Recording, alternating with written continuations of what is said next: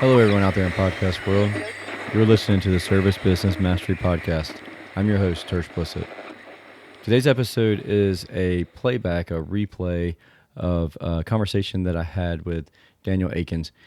He had me on his podcast, and there was some good value there, and I thought that you may appreciate it. So I thought that I might just share it with you. This is a recording from his podcast, so some of the things might not make the same amount of sense as it would normally make with me asking all the questions instead of answering questions. But it's nice to have a little change up of things from time to time. If you notice, my voice is a little bit off. I lost my voice last week. I was at an event, coaching event, and it's always wild at those events. It's with CEO Warrior, and so I'm just starting to get my voice back. With that being said, also I want to mention that this episode is brought to you by My Easy Install. Last week we talked with Chris Rush, and I shared that episode. I got a lot of great feedback on that. A lot of people said they would try out My Easy Install. It's a great program, and it's growing. And as more manufacturers come on board, it'll grow even more. But it's a nice, the way that I describe it is it gets rid of some of that pass-through income, so that cash flow that ties up whenever you're doing change-outs, it gets rid of that. So it's really good for people who are just starting out and don't have a lot of cash in the bank to pay for materials and parts and everything for a change-out. And then it guarantees you a lot of work too. So it helps you as My Easy Install grows. It's going to a lot more work's going to develop that way. It's going to, until you've figured out your marketing strategy and your branding yourself. I think that it's gonna help out a lot. If you have any questions about it, go to myeasyinstall.com. That's the letter E, the letter Z, install.com. And then there's a link at the top right, and that's where you go to sign up for the program. If you have any other questions, feel free to reach out to me. My email is tersh@icebound.us. And then also, don't forget, take a screenshot of this episode and share it on social media. Share it on your stories, Instagram, Facebook, and tag me in it. And I'll be sure to share it too and give you a follow. But also listen to that episode. I think it's episode 413. Listen to that and check out. There's a lot of information in that conversation that I had with Chris. But anyways, with that being said, let's get started with today's episode, and let me know what you think.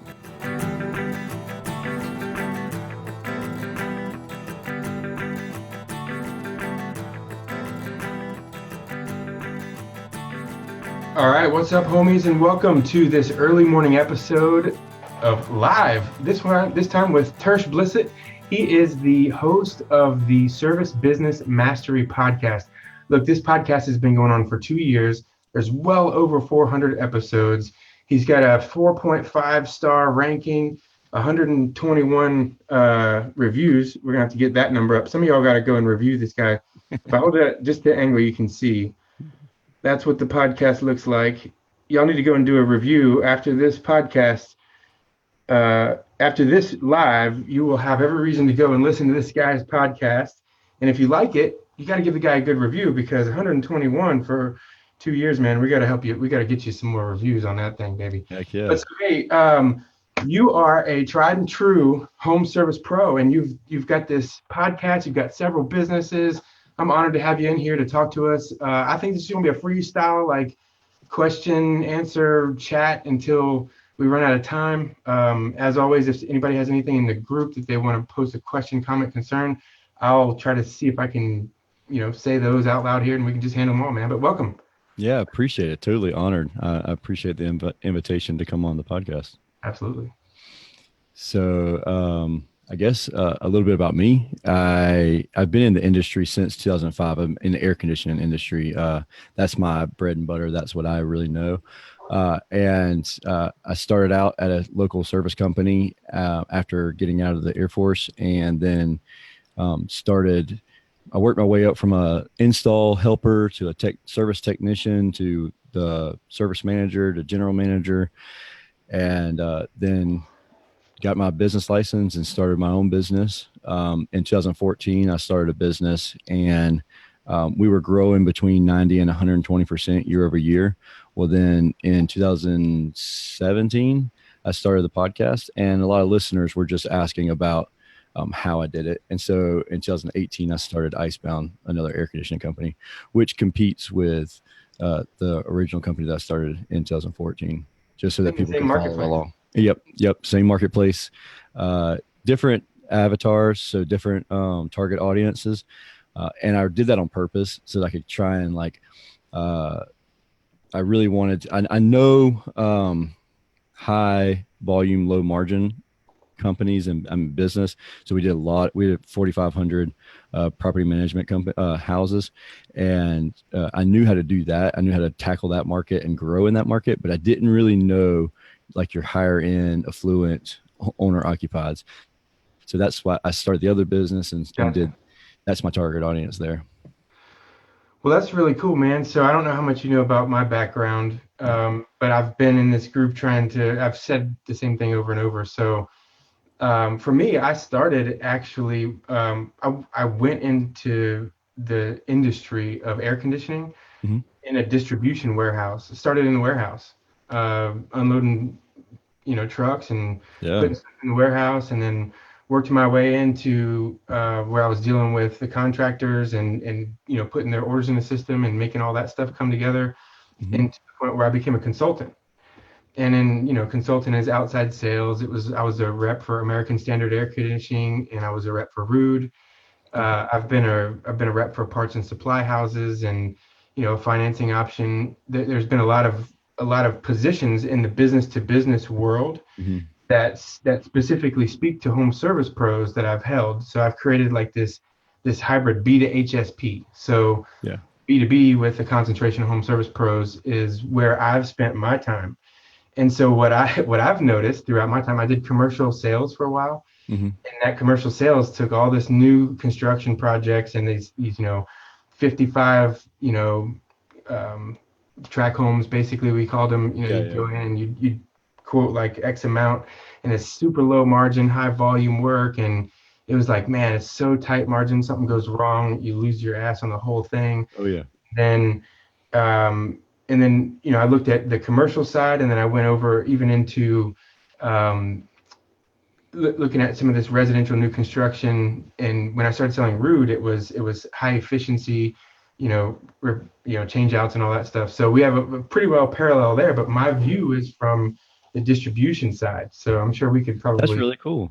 And so your American Standard, that was your like you were selling like the 14 SEER American Standards, and then like once you went to Rude, that's whenever you went to higher efficiency. Well, so I had access to high efficiency while I was Right. selling American Standard, but Mm-hmm. my job when I was working for American Standard selling their equipment Mm-hmm. was the commercial sales manager. And I as the got you. commercial sales manager, what I ended up quoting were these new construction Yeah. projects. So they never wanted the high efficiency stuff on those projects, which are the ones I quoted. Mm-hmm. Other stuff, the territory managers, which I was eventually that role for Rude, Gotcha. where Gotcha. I Gotcha. would go out and I would do that. So Yep.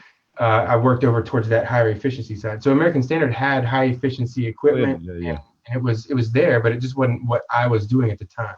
Yeah, I went out to Tyler, Texas. We're train Awesome. dealers, so yeah, that's a crazy warehouse and Yeah, everything. it's That cool, man. it is. It's amazing the way that they the assembly line and the way that they can make an American Standard and train right next to each other, and it's Mhm. like they're literally the exact same thing with different powder coating on them. So Yeah, yeah, it's a really cool it's process. super cool. Yeah, and so there was a period of time when I was doing it where there was a top on the train that had like Oh a yeah, that leaf significant guard. difference, right? So that made the difference in everyone. But yeah, definitely. And then so Rude is very similar. Rude and Ream are in the same plant together as our American Standard train. And there's only really I don't know, of course, there's only a handful of actual manufacturers. Right, right. There's a bunch of brands and so forth. But yeah, man, we have tight paths there. So Yeah, that's really cool. where did you where along your route did you decide that you were going to go and start a podcast? Honestly, I was listening to podcasts. So my wife and I, we moved an hour away from where our office was, Mhm. and because we got 250 acres, and so I started listening at first. Like for the first couple months, I was listening to the radio, but then it was like the same three or four songs were played along the whole hour long route. So then I started listening to different podcasts, and I started with like Entree Leadership, the Dave Ramsey podcast. Yes. And I know so then that. I'd hear an interviewee on there, and I'd say, "Oh, I want to check out." And that person might have a podcast. I want to check out their podcast. And then I listened to the E Myth Revisited, and so I started listening to a lot of books on tape, and then I was like searching their podcast and stuff like that. And I kind of got stuck in a rabbit hole of just like, let's get all the podcast stuff I can get. And then I started getting like social media marketing world, the guys out in California and all this stuff. And I was like, just really diving deep into stuff, and almost obsession into podcasting. And then I found an HVAC technicians podcast called HVAC School. Mhm. With Brian Orr, and I started listening to that and like giving him feedback, and really just I dove deep into his entire world.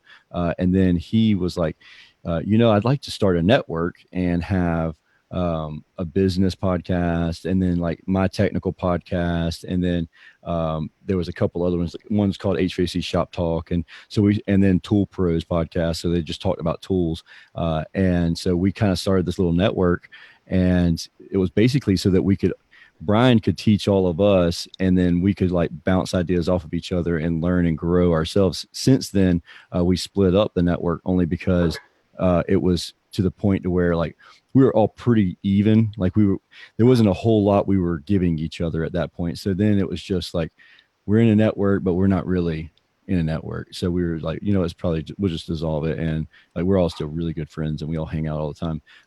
But so now I do my own thing, and I help other people that want to learn how to podcast.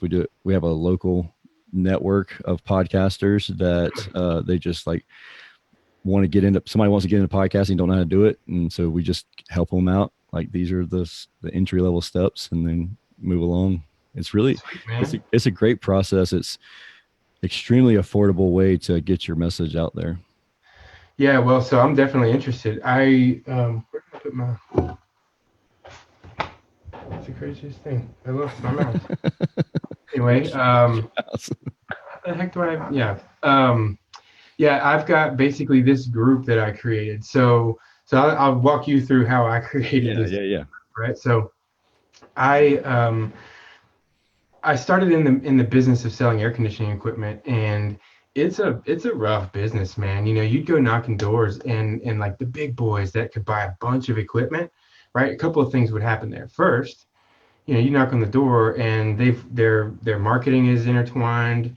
Their installers know how to install, their technicians know how to work on, and their sales reps know how to sell one brand of equipment. And Yes. they move a bunch of those boxes, and you're envious. You're like, man, how do I get that business? And one of two things happens: either you can get that business and you can lose it as quickly as you get it because there's no loyalty, Right. or you're not even going to get in the door because the owner of the company has a relationship with the rep over at Goodman or wherever it is. And so I set out to go and build those types of relationships from the ground up. And it Okay. was like, okay, how do I figure that out? Because when I was working on the counter, John would come in, and he's having a rough day. He can't figure out how to make his business like grow. Yeah. And his chief complaint is every winter he's got to lay everybody off because he doesn't have any work. Yep. I'm like, man, business is tough, right? And Mhm. then Jim comes in, he's happy, he's loving business, right? And Jim's like, yeah, well, I've had that problem, John, whatever. And, uh, through me says, you gotta put a maintenance agreement program in place so that you have those maintenances to do through the wintertime. Mhm. And I'd go back over and tell John, well, look, here's what I think you ought to do. And then like that process was more meaningful to me than any part of my career at this point, right? Like, so there was the money's Yeah. cool, it's not that important.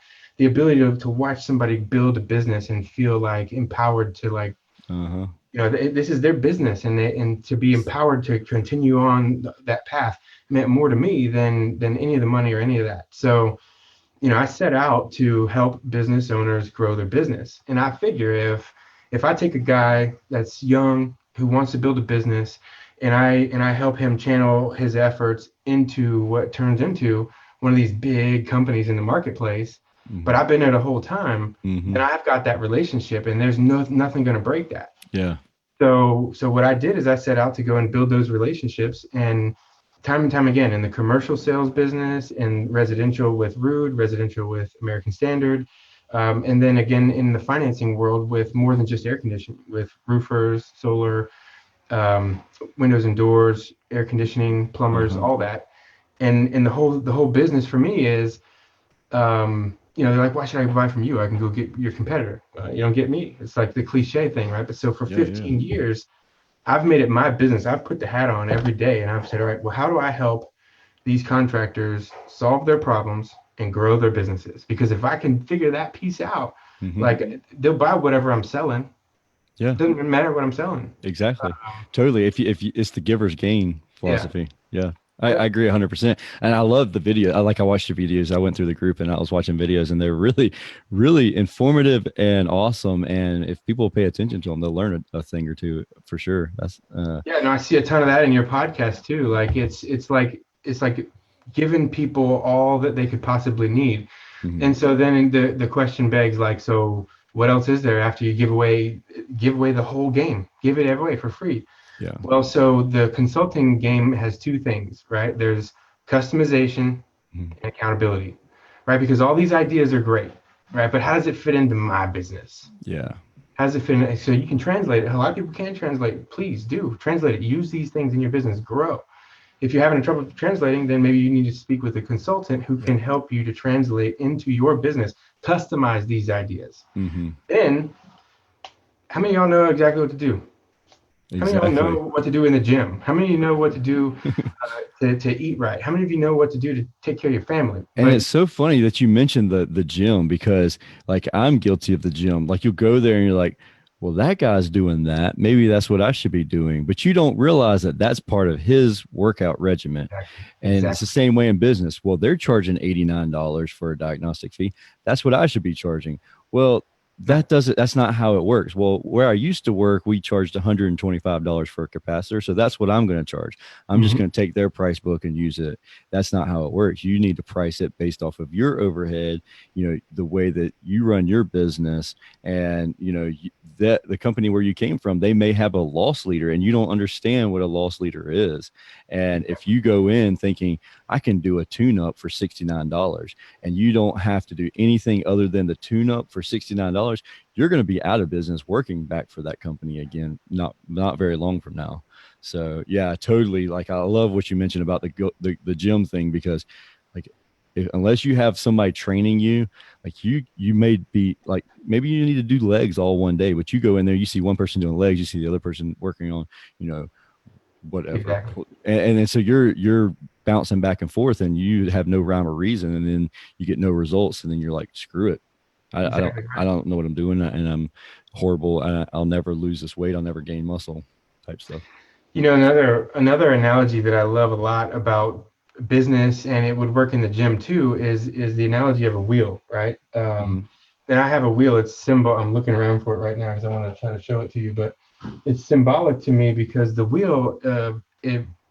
I ride a mountain bike first of all as my exercise and recreation. I love to ride that bike, but the wheel itself has spokes, and each spoke is designed to support that overall wheel, Hmm. and each spoke is independently important. And if you're going to grow a business, meaning you're going to grow the circumference of that wheel, you have to grow the length of each spoke.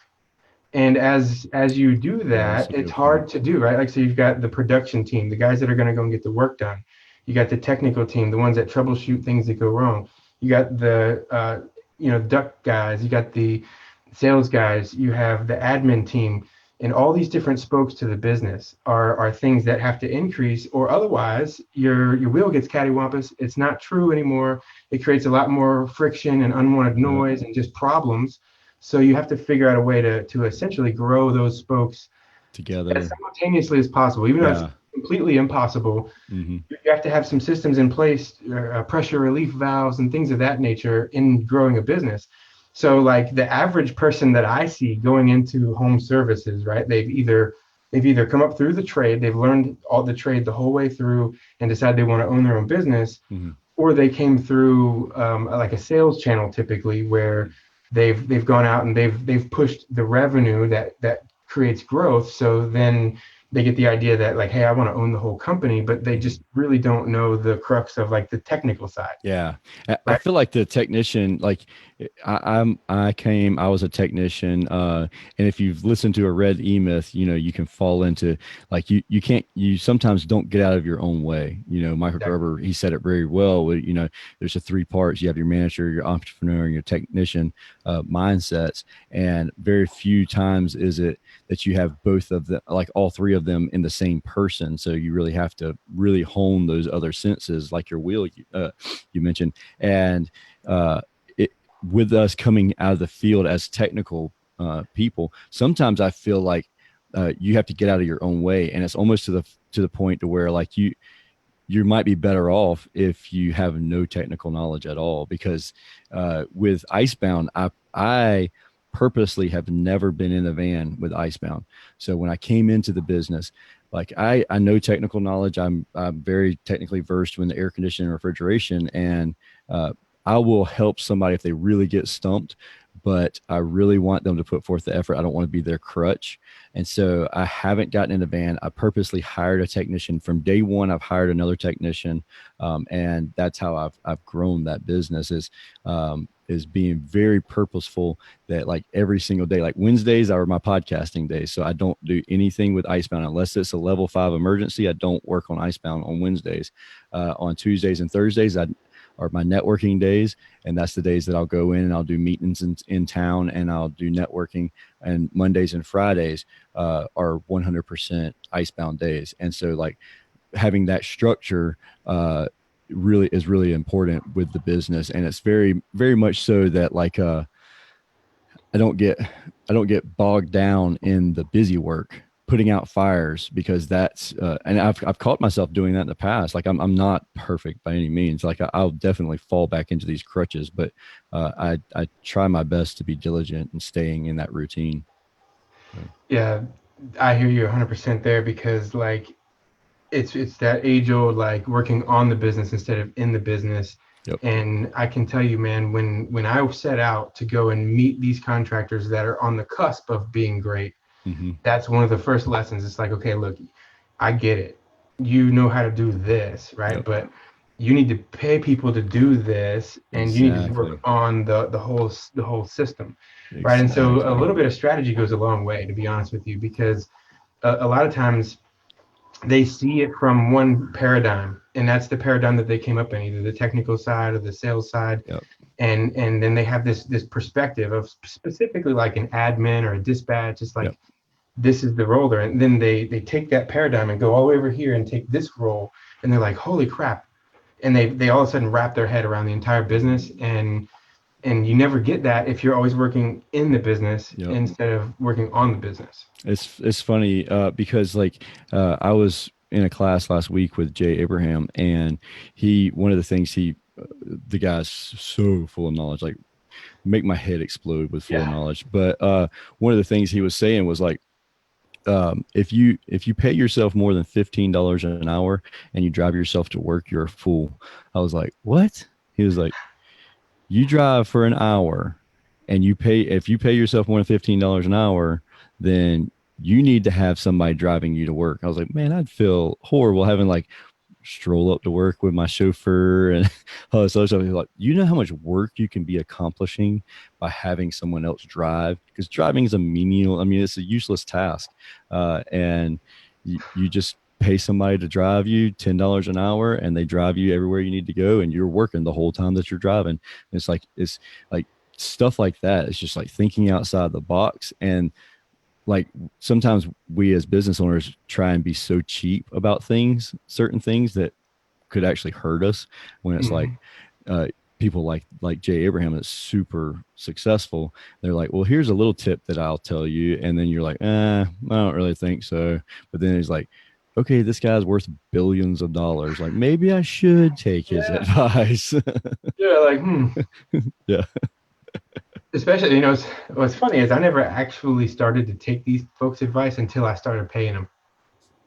Yeah, 100%, 100%. Yep, Until you take some dollars out of your wallet and yep. stick it on the table, you're just like, and then as soon as you pay, you're like, oh, well, this is what Let I me paid try it. for. Yep. And so then it works, and you're like, whoa, crap! I wish I would have done that without paying. Like, yeah, but somehow or another, it's the feng shui just doesn't. You got to pay. You got to have some skin in the game. I And talk it's about. funny. It is funny because it's stuff like this, and you can go on YouTube and you can hear this great advice that people are giving. Yes. But until you take money out your wallet and you say, "Okay, I'm going to pay you for it," and you have some leverage, you have some skin in the game, and Yep. then it's like, "Okay, I'm going to do it because I paid you for it. I I'm need going to my at least try it." ROI, baby, baby. Yep, exactly. And then it's like it's almost like I'm going to do this to prove to you that it doesn't work. Like I want you, Sometimes.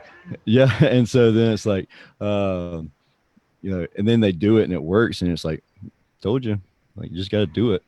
Yeah. So I've seen that phenomenon happen over and over and over again, and I enjoy it when it does happen, man. And so you have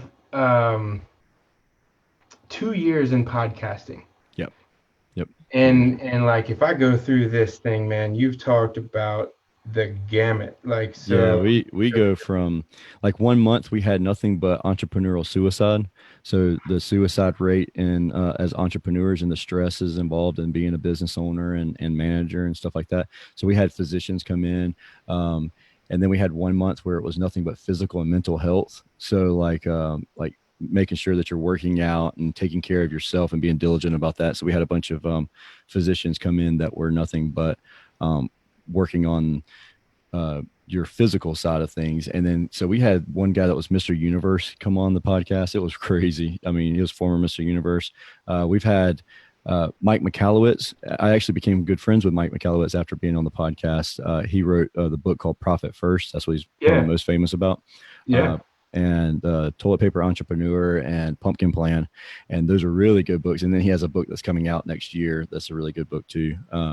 And he's really good when it comes to profit and being profitable in your business. And then Sean Van Dyke wrote a book called Profit First for Contractors. And so he's been on there. I mean, we really, like you said, we range the gamut. It's if it brings value, and I try to think outside the box too. So like Jesse Cole's a good friend of mine here in Savannah. Have you ever heard of Jesse Cole? I haven't. Okay, so Jesse Cole always wears a yellow tux. You'll have to Google him, the guy in the yellow tux. Okay, he started a baseball team here in Savannah. So backstory: the stadium was built in the 30s, and it's always been a AAA team. Always been a AAA team. So like, I think it was for a while it was the Pirates, or maybe that's Augusta Green Jackets. There was Boston, the Braves, something like that, and it was always a AAA team, a minor league team feeder into the major leagues. Well, they could only keep like 400 people on average in the stadium that holds 5,000 people. Or 4,000 people. And so every time you went there, it was like a ghost town. So Jesse comes in and he announces that he's going to start the Savannah Bananas. And everybody's like, no, that's the worst name ever. And not only that, it's only going to be a summer league team, and it's only going to be college, like the college kids that are playing. And 3 years in a row, he's only been doing it for 3 years, and 3 years in a row, he sold out the 4,000 seats, and there's a waiting list, and they're trying to get more seats in the It's stadium. awesome. And it's all about the experience and the fans experience. And like, his thing is whatever is normal in business, do the exact opposite. And that's kind of like, I've taken that philosophy with Icebound. So like, we're 100% remote, we're 100% paperless.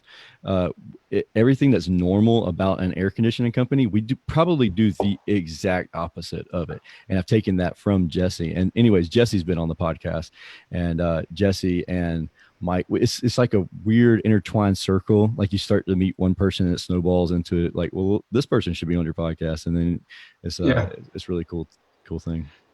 No, I mean that's something that like I aspire to have as well as that snowball effect. So for me, um, I don't know if I don't know if I told you this, right? But so I have this grand vision, and if you read Simon Sinek, the start with why, age Oh old yeah. start with why. My why is deeply rooted, and I'll start with a little bit of a story. And um, mostly when a homeowner has a really bad experience, like it just sucks from one side of the thing to the other, they'll grab any phone number they can call, Hmm. and they will complain to everybody. And having been on the distribution side of the business, I've received a lot of those phone calls. And I'm a pretty mild mannered guy, calm, cool, and collected, and I allow people to offload what they have to say. And most other people don't really want to have those phone conversations. So by default, Yeah.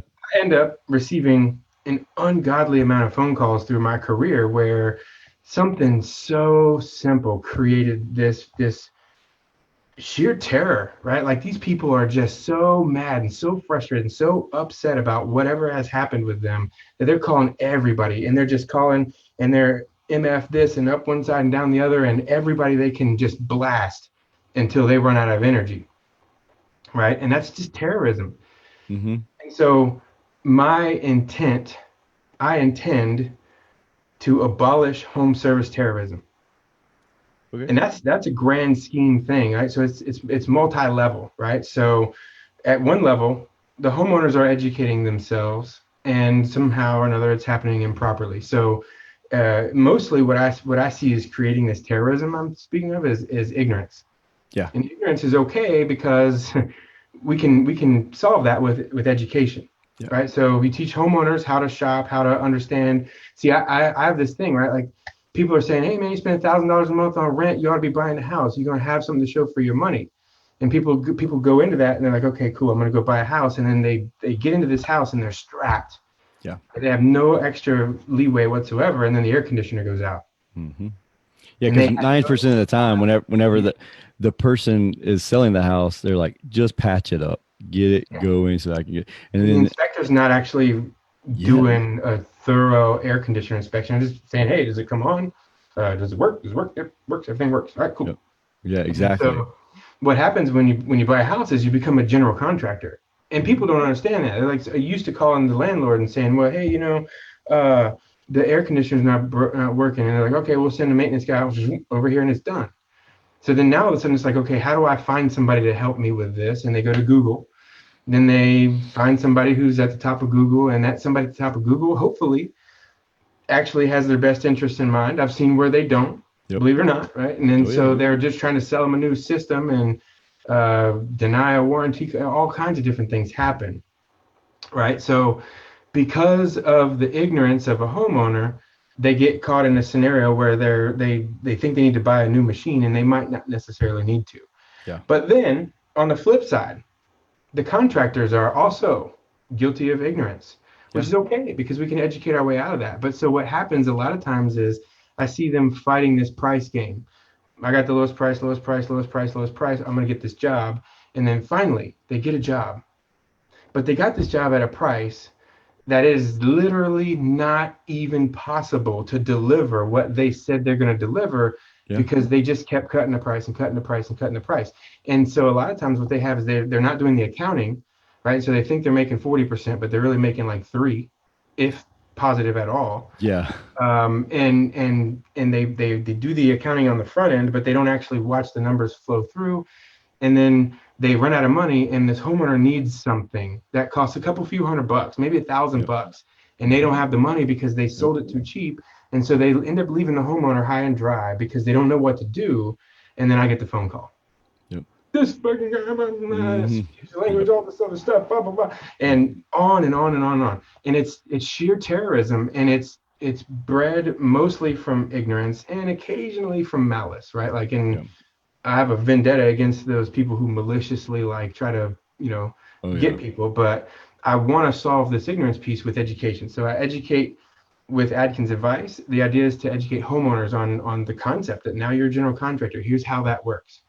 That's cool. Then on the other side of the academy is where I work with contractors to make sure that they do the right accounting and make sure they have the right sales process, the right marketing process, and the right processes to Hmm. grow their business. Because if they're doing it right and they do what they say they're going to do, and they're just trying to grow, but they hit a plateau, Hmm. then I see it as my duty to help them continue to grow because that's going to expand the wholesome contractor base that goes out and works with the homeowners, thus ridding us of this terrorism, as we call it. Yeah. Well, the thing about it is like something that it strikes a nerve with me is whenever, especially whenever I'm talking to someone and they're like, uh, they don't understand the difference between margin and markup.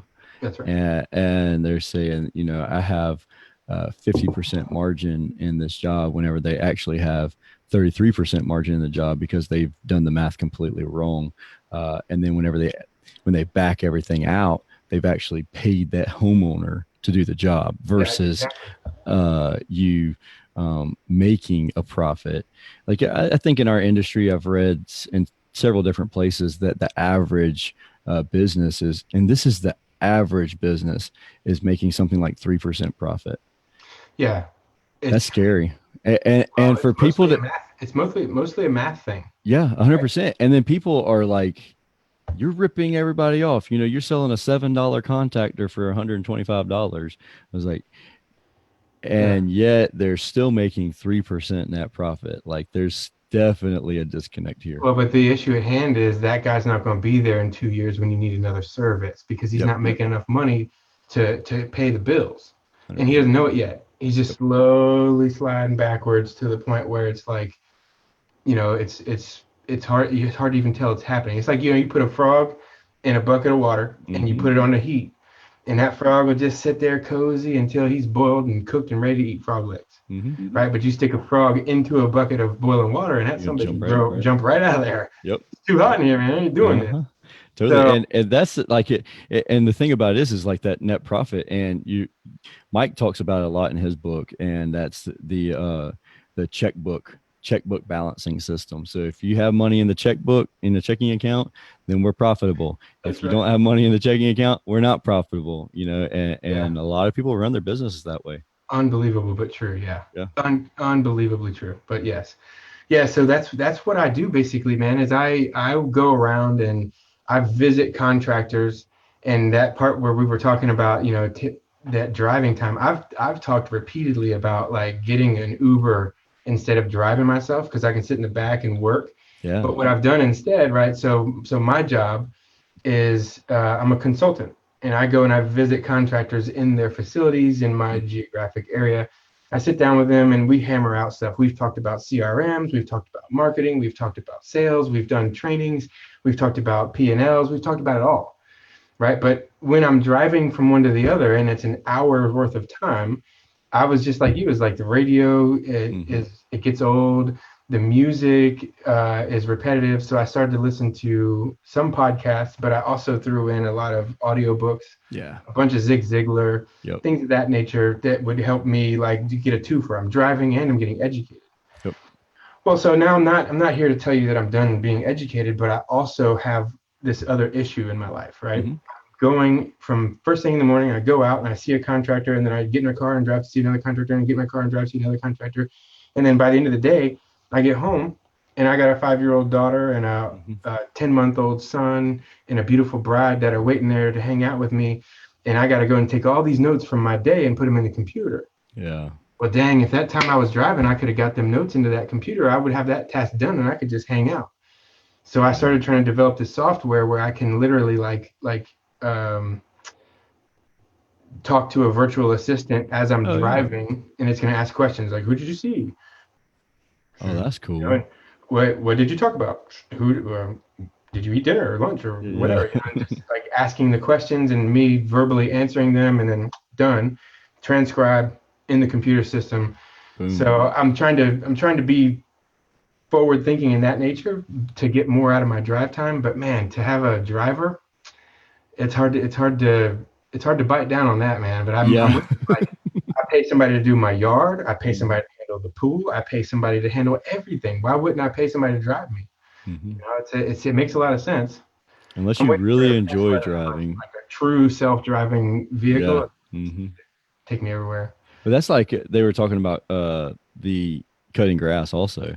Yeah. And unless you really enjoy cutting your grass, don't cut your own grass. Like there's no They reason to got do it. guys that can zip in, bing, bing, bing, bing, bing, and done. And like I used to spend I had an acre of land Mm-hmm. in Olympia, Florida. out near the mountain bike trails, right? But so I used to spend like 6 to 8 hours every Saturday all summer long out there on that yard. Yep. And at first it was cool. I was having my headphones on, just riding Mm-hmm. around, getting a tan with a little straw hat, and it was cool. But after a while, I was like, man, that damn root right there is a pain, and I don't even want to mess with this. So I hired somebody. I paid him like $40 a cut. Yep. And they're in and out of there in 45 minutes. Yep. Like And you don't it's have to deal with it. absurd to spend 6 hours doing something that somebody else can do.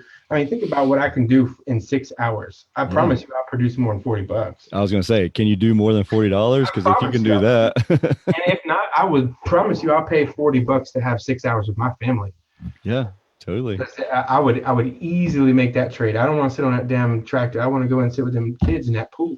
I was reading an article, I think it was actually yesterday, and it was the title was what caught me, and it said how the DIY mentality is killing us as entrepreneurs. Yeah, And as a business owner, it's like you start off at the bottom and you are everything, and then you can't get out of that mentality. It's that DIY, like, oh, I'm just going to fix this. And you could literally pay somebody $40 to cut your grass and save 6 hours. And that 6 hours, if you're billing out $200 an hour, I mean, boom, you just got a lot.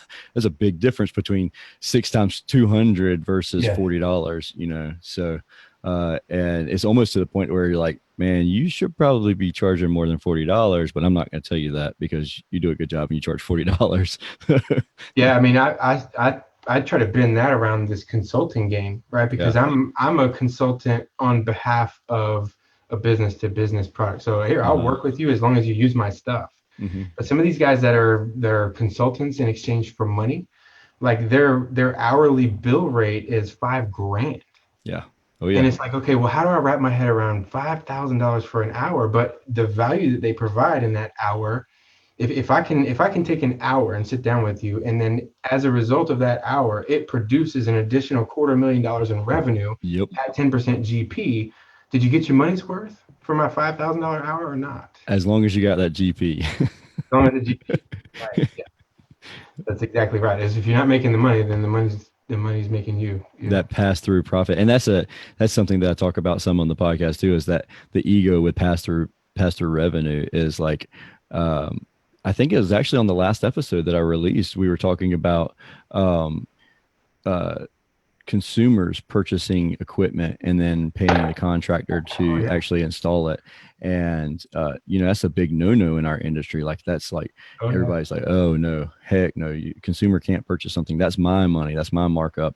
But some people, like, especially the smaller teams that don't have the cash flow, it's just a pass-through number that ties up cash. So if you're really a small company, and someone else purchases Let Amazon sell 4,000, it and go yeah, do the install. yeah, and then you still don't charge $500 to install it. Like, charge what you're supposed to charge to install Yeah. it, and but you don't have that pass through money. But then you don't have, like, okay, the end of the first year I generated $1 million in revenue. Like, you don't have that number anymore because you don't have that five Mhm. thousand dollars worth of But that's material. a vanity So, metric, man. That is 100%, absolutely a vanity metric. It's not worth 100%. the paper it's printed on. Yep. Because it's what it really comes down to is what is the gross profit of the company? What is the profit? P and L, as I call it, P and L all the time. It's profit and loss. And if it's loss and you thought it was profit, we have a big issue, Yeah. right? And if it's profit and it's not as much profit, then okay, we got some tweaking to do. But if you were thinking you were in the black, but you're in the red, which happens a A lot. lot. Mm-hmm. Yeah. And so that's the thing, man, is when you come up into the industries from the trades and you don't actually have specific training, you need to go and hire somebody to help you with that piece. Yeah, It's there's a lot of the manufacturers that will do it if you just yeah. ask for it. I've And then been the you guy. have, yeah, but you have to do it. Like, Hmm. I've gone to those classes at, like the local train rep, Yep. and it'll be me and two other people. Like, there's Unbelievable. 30 or 40 train dealers, and they're all complaining about profit and not having enough employees and training and all this other stuff. And you're like, where are you? Like, there's this huge conference room. They are putting it on. They're paying for our lunch. They're not charging us for this. It's That's the part of problem. our program. Yeah, I agree. Yeah. Not That's the charging for it. no Yeah. skin in the game, no show up. But see, like with I'll hang out train, at 7-Eleven for this with one. train, there's we have the marketing fee or whatever Yeah. it is, and people complain about it. It's like 2% or whatever it is. It's just built into my pricing, Yeah. and they're like, man, that marketing fee is just ridiculous. Like you have to pay for that, and like I'm not even using their marketing. Yes, That's you why weren't it's in the ridiculous. class. You're not You using it. paid for me to go to that class. Yeah. So, Well, so that's the thing, man, is I, from the distributor standpoint, for the first like massive chunk of my career, I was sitting in on all those classes 3 and 4 times, sitting with some of the big names who came in, Wayne Atkins. There's tons of yeah, different, people that have came in. And as I was working for the distributors, man, we provided a plethora of tools. yeah, And I became one of the, I don't want to call myself a tool, yeah, but like yeah, yeah, as a consultant, business to business sales, I was the value, yeah, and totally. I still am. I still am the value. It's because most of the competition, man, these guys in these sales reps jobs, they don't think outside the box. It's like, okay, I'm going to teach you about this equipment and how to sell this equipment, and Yeah, it's like, but your paradigm is one-sided, and it's so deep seated with like the equipment. Like all I can do is call you and ask you about equipment. There's no other value there. right. Now you're exchangeable with the next commodity, Yeah. right? So There's you got to no, get yeah, that's perfect that you said that because like with me, my train rep, he's knowledgeable. And if I have a question, I can go to him. And like that adds value yeah, to versus just being because literally with us being paperless and we're so much on the internet, I use the train comfort site to order all my equipment. Like I yeah, don't call anybody. I don't do any of that stuff. So if you didn't have value somewhere else, you literally wouldn't have value to me. Like if you didn't have education value, if you didn't have other stuff, and we don't advertise. There like I could be wrong, but I don't think it's even on our website. We don't advertise what brand we're installing until the yeah, day we're putting it in. And we're selling our product. So at that point, like if I didn't have a relationship with you personally as the vendor, there's no reason for me to sell your product other than like if a customer specifically requests it. And that's the one reason why I won't sell one of the brands that they offer here locally because the supply house, it's a big name brand and the people that sell it, they Joe go Price. off the name, but that is there's the relationship is not there. It's just, you're a number. You just like push right through there unless you're like the big guys in town. They don't really have a relationship with you, and so I was like, I have no use for you. Like that's none at all. And then I starting out Icebound last year, um, we were the small team, and we still like uh, it was like they treated us like we were the biggest team there. And it was just like there was no difference between it. And so like the TM that I have, it's like, okay, like it's the relationship that I built with you that I value. Yeah.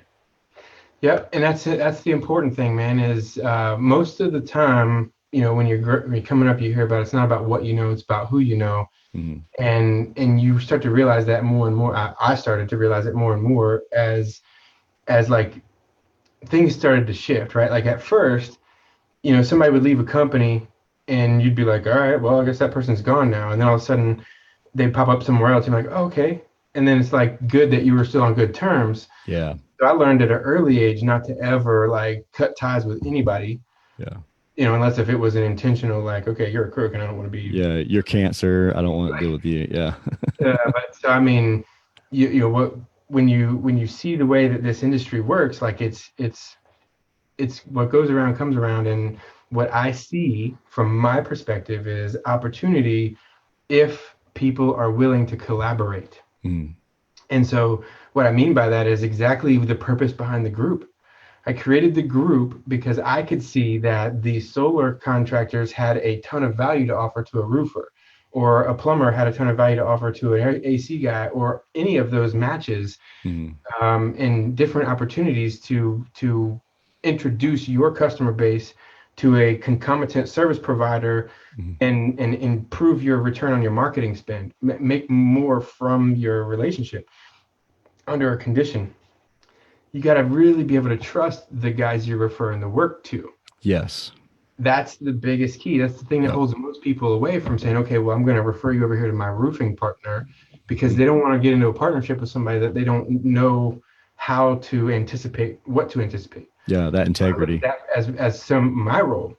I'm Mm, going to vet these contractors. I'm going to see how they operate. I'm going to see what capacity they have to take on additional work and introduce them to the network and say, okay, these guys are here. They have capacity to do this. They have this reputation. If you've got any referrals, bring it in here, and then set up an agreement where, you scratch my back, I scratch yours, or yeah. whatever it is. The issue at hand is this, right? Like I've always asked, who do I know that I need, right? So I need some paint done. Oh, hey babe, can you see if anybody we know has a good painter? Hey babe, can you see if anybody we know has a good fence Yeah. guy? Yeah. Fence is Yeah. busted. Hey, anybody know a good window guy? Because that window is cracked right there. And so it's always about who do you know, Mm-hmm. and if you can train them to come back and say, okay, well, um, you did a really great job, and you always have these good referrals, then you never lose that relationship. Yeah. Because part of it is staying in front of people, because the marketplace is fierce and your Yeah. competition is trying to take your business. So the more frequently that you're able to communicate with them, the more they remember you. Yeah, and the fine line there is communicating without spamming. Like that, Yeah. that's the one that I try and juggle. It's like I want to be in front of you, but I want to add value, and I don't want to be spammy. Um, and that's like I'll tell you a creating that secret. engagement. Yeah, go ahead. I'll tell you a secret. It does not matter how often you email them. You can email them 76 times a day. You follow a pattern that Gary Vee outlined: give, give, give, ask. Yeah, So never once in there did you hear me jamming anything down anybody's throat. It's here's value, here's value, here's value, and then oh by the way, home service pros, if you're interested in consulting, hmm shoot me a DM and we'll talk about it. I'll give you a free session, right? Like, and then if you're interested, that's good.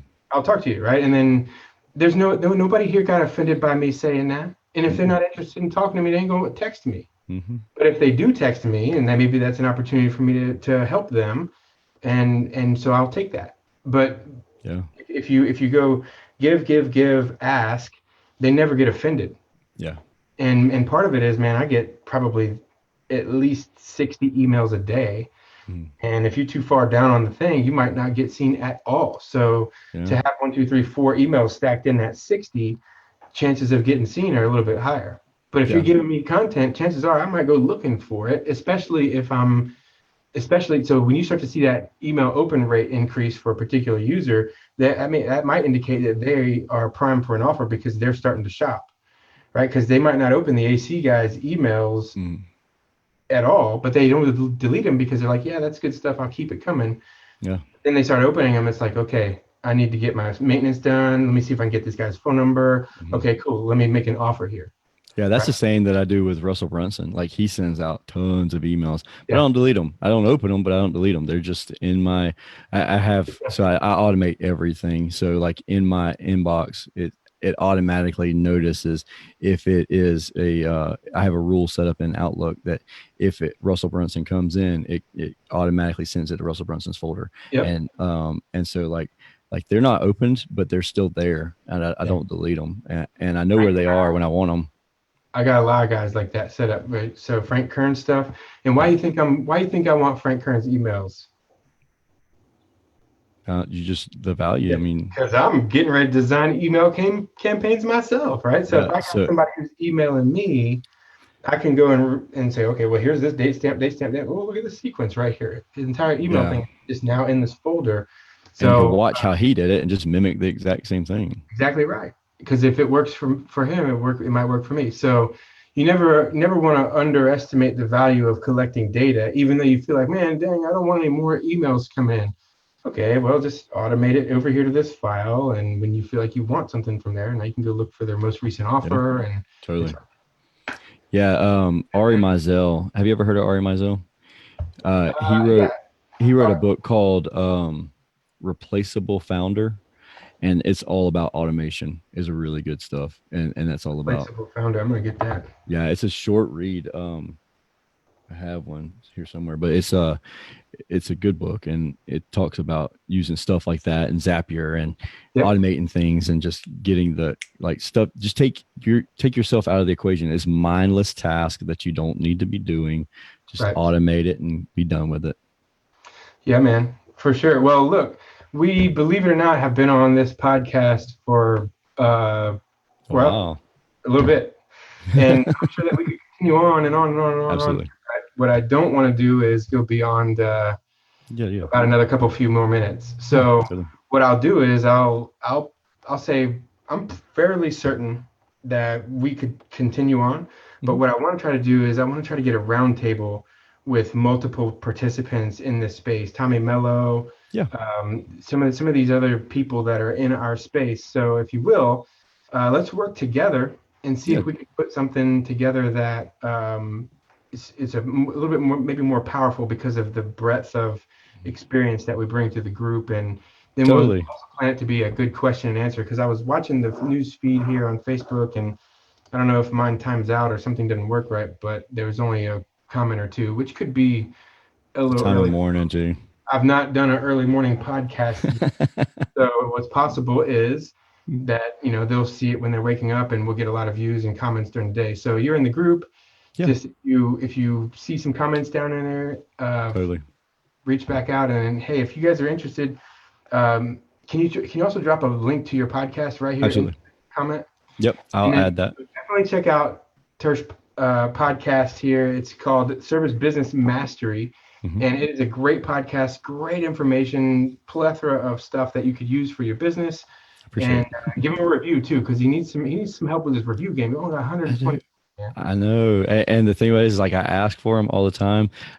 On the iTunes, I got up like 100 something. On the other podcast catchers, there's a couple of them. And then I have one bad review. It was a 1 star because the last year I took a month off because we were doing a nonprofit here locally, and so I didn't release any content for that month. And he was like, "Great content when it's out."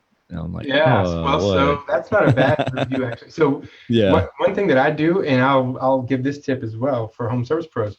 I intentionally go and find people's bad reviews, because you yeah, can learn a totally. lot in Hmm. somebody's bad reviews. But so yeah, it's a great podcast. Give them a review on the thing. And so here's another thing I'll tell you. Sometimes you got to bribe people, right? Yeah, I So know. we get your reviews up over 500 by like giving away. One giveaway I love is a television, man, because you can go get a TV for cheap, like a 55 flat screen, TV for $300 or something. Then run a promo and say, hey, look, everybody that does a review during this time frame and this time frame for the podcast can be entered for a chance to win the TV. And then just promote the TV and then watch it pile up, man. Yeah, that's a good Yeah. idea. Cool. I I look appreciate forward. I look forward to winning a TV from you one day soon. it. There you go. There you go. Yeah, I'll reach out to Tommy though. Tommy's a friend of mine, and we'll get some other people in a round table, and we'll get to. Yeah, I talked to Tom. I have there's live with Tommy in the group here. He's definitely Sweet. down. There's I've done a few others in here, and I've got a few more people that have got like intentions, like Gene Slade and Yeah, Gene. Joe Crescera. There's a lot of guys out there that. So one thing I like to try to do is diversify beyond just air conditioning, but there's a lot of personalities in that air conditioning space Yeah, too, that have a lot to value that you can translate easily to other trades. So I don't want to throw out the baby with the bathwater, so to speak. true. Very true. Very true. All right, man. Well, hey, we've been on here for a long time, so I'm going to end this live. Anybody Cool, man. that wants to chat with either Tersh or myself about business, we love to do this. I don't get enough time to chat about business, man. So hit us up in the DM or down in the comments below, and we will hit you back. And thanks for hanging out, man. This has been fun. Yeah, man. Thank you. Yes, sir.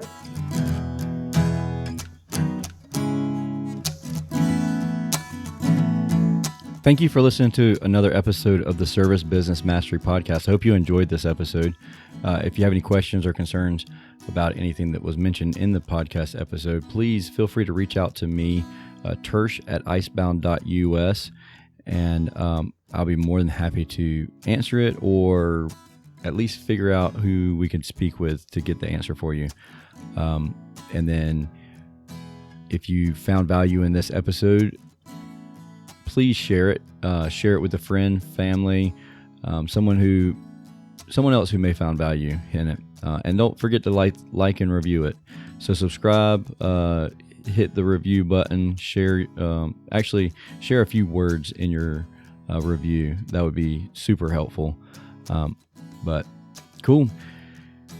With that being said, Have a wonderful day, and I look forward to talking to you again next week on the Service Business Mastery Podcast, the podcast focused on service business owners, managers, and technicians who are considering becoming business owners themselves.